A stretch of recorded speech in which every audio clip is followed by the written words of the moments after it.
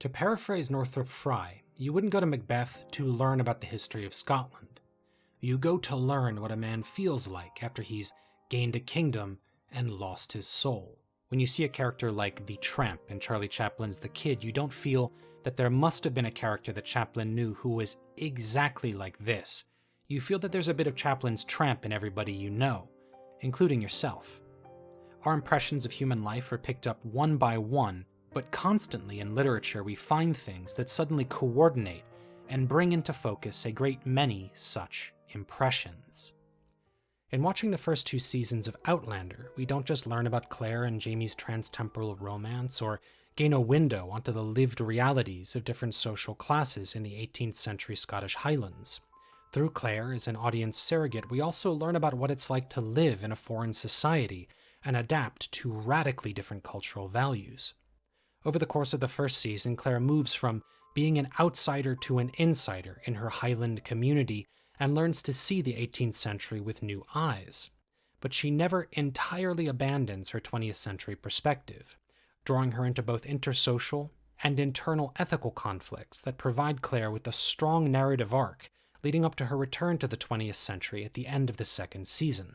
To borrow from Northrop Frye then, in watching Outlander as a social scientist, one of the things that the narrative brings into focus, scene by scene, is the difficult psychological and social process of transitioning from being an outsider to an insider in a foreign culture, gaining an understanding of insider or emic cultural pathways while still retaining your outsider or etic viewpoint.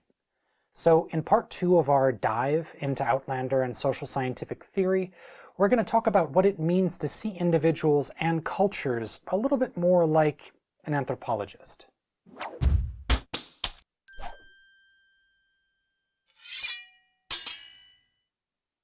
I use the terms Emic and Etic in the introduction. In short, these refer to 2 different perspectives inherent to ethnographic fieldwork and, in a sense, almost any form of qualitative research. In our terminology, an emic perspective would be one that's meaningful either consciously or unconsciously to an actor within a specific culture or subculture. This is the insider's explanation for why they do what they do and think what they think.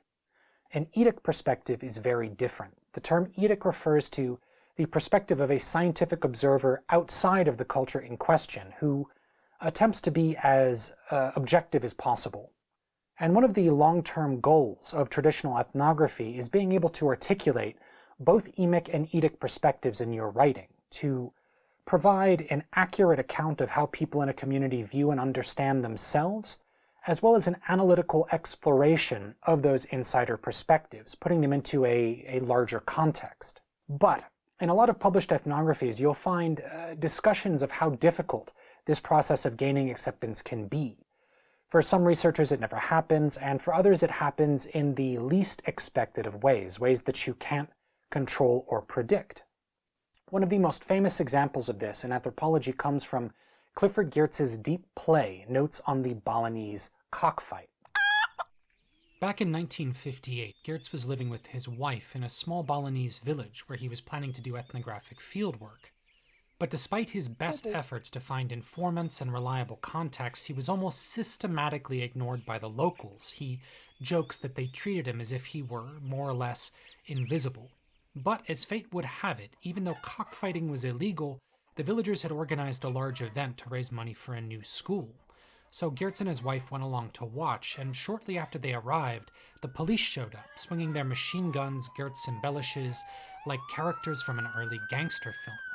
The crowd immediately began to flee, and everything, he writes, went to dust and panic.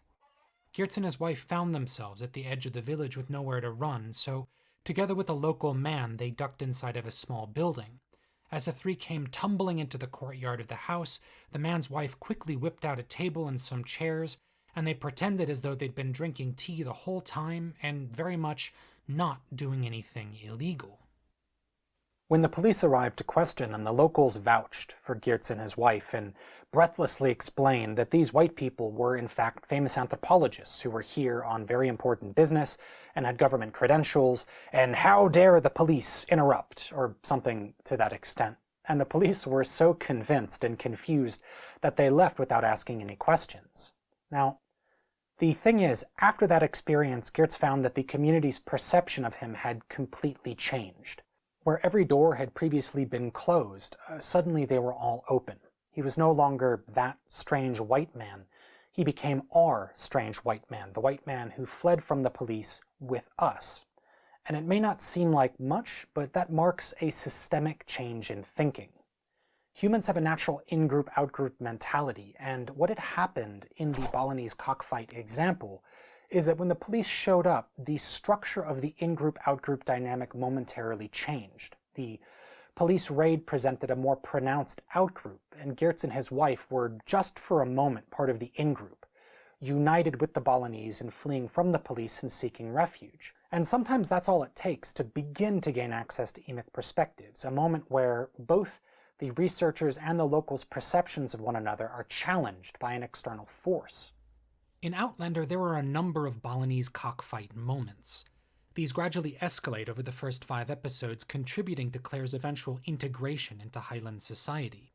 You could argue that that begins as early as the first episode, when Claire warns Dougal Mackenzie's war party of a potential English ambush.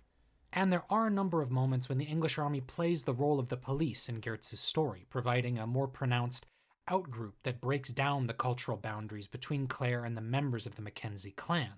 I would argue, however, that the real Balinese cockfight moment comes in episode 5. While traveling with the Mackenzie clan's tacksmen, collecting rents on the laird's land, Claire and the Mackenzies spend the night at an inn. While they're there, talking over their breakfast, a different group of Highlanders begins to harass Claire. And they do this in a way that the Mackenzies have often done. In fact, at points they've said things and done things that are significantly worse. So it comes as something of a surprise when the Mackenzies jump up and attack the group at the other table, defending, as they put it, Claire's honor. And following the fight, when she's justifiably confused and asks why they would do such a thing, the Murtagh character replies, "You're a guest of the Mackenzie. We can insult you, but God help any other man that does." And talking about Outlander, from the methodological perspective of a researcher, that is the critical moment where the party's in-group, out-group dynamic permanently changes. Their shared experiences, travel, and periodic conflicts with the English basically unlock the door, but that's the moment when it opens. Claire is still a Sassenach, but now she's our Sassenach. It's that shift in perspective that allows for moments like this, just a little bit later in the episode. Can you believe it? I believe your left hand gets jealous of your right. That's about all I believe.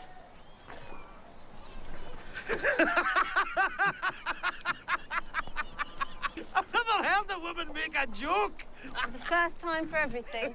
Aside from being able to make jokes with, like, the menfolk, why is that shift in perspective important? Why shouldn't a researcher stay an outsider and just visit a community to interview people? And the simplest answer is that informants often withhold information when they don't trust the interviewer. They also sometimes lie or misrepresent their motivations and intentions. People can do that unintentionally as well. As a rule, we're often unaware of the cultural and social pressures that drive us to think and act in the ways that we do. And ethnographic research methods basically evolved to deal with that problem specifically. But in qualitative research, ethnographic methods have a kind of added value. And this is illustrated very well earlier in the same episode. At this point, Claire is only beginning to travel with the Mackenzie clan's tacksmen, but there's an aspect of the trip that she grows to despise, seeing it as she does with the eyes of a 20th century outsider who doesn't speak the language. In every village that they visit, after the men collect taxes during the day, they then gather with the locals at night to ask them for additional money. And in each instance, to the shock and horror of the locals, Dougal Mackenzie shows Jamie's scarred back, injuries given to him by the English. Seeing this series of events again and again, Claire can't help but think, The language as alien as ever, but the sentiment clear. Give us your money, and we will protect you from the English, from the Sassenachs. Without adequate cultural knowledge, Claire reads the situation superficially as a simple form of extortion. The wealthy landowners monetizing indigenous hatred of the English to squeeze even more money from the poor. As she begins to pick up some of the language, though, Claire makes a transformative discovery. One night she hears the phrase in Scottish Gaelic, "Long live the Stuart," and realizes, the character says, that the activities that Dougal and his men were involved in weren't criminal, they were political. Dougal was raising money for a Jacobite army. The sudden realization of the cultural and historical context in which she's living dramatically changes Claire's perception of the Mackenzie clan. And it's no surprise then that the following morning, as Claire watches the men pack, she says, I saw the men in a different light. Not criminals, but rebels. I wished I could tell them that they were on the losing side of history, that it was all a pipe dream. She wishes that she could reach out to them to save their lives. So, as her cultural understanding increases, Claire feels more and more empathy for her 18th century companions. And I would argue that that empathy can be vital to the social sciences. The road to developing emic fluency as an outsider isn't just one way. It's not just up to the locals to accept the anthropologist. The anthropologist also has to change the way that she or he views the society in question, deconstructing their own biases along the way and slowly learning to see and interpret a culture differently. That's also one of the goals of a good ethnographic methodology. Now, Outlander, like any series, has plenty of problems, particularly in the later seasons, but bringing us back to Northrop Frye, the first 2 seasons of Outlander do something that very few television series have accomplished. They bring into focus, gradually, the complex and often chaotic process of cultural integration and acceptance. The show helps us understand how even the most imperfect ethnographer, with perseverance and some luck, can overcome their own preconceptions and gain the acceptance required to study otherwise incomprehensible emic cultural pathways.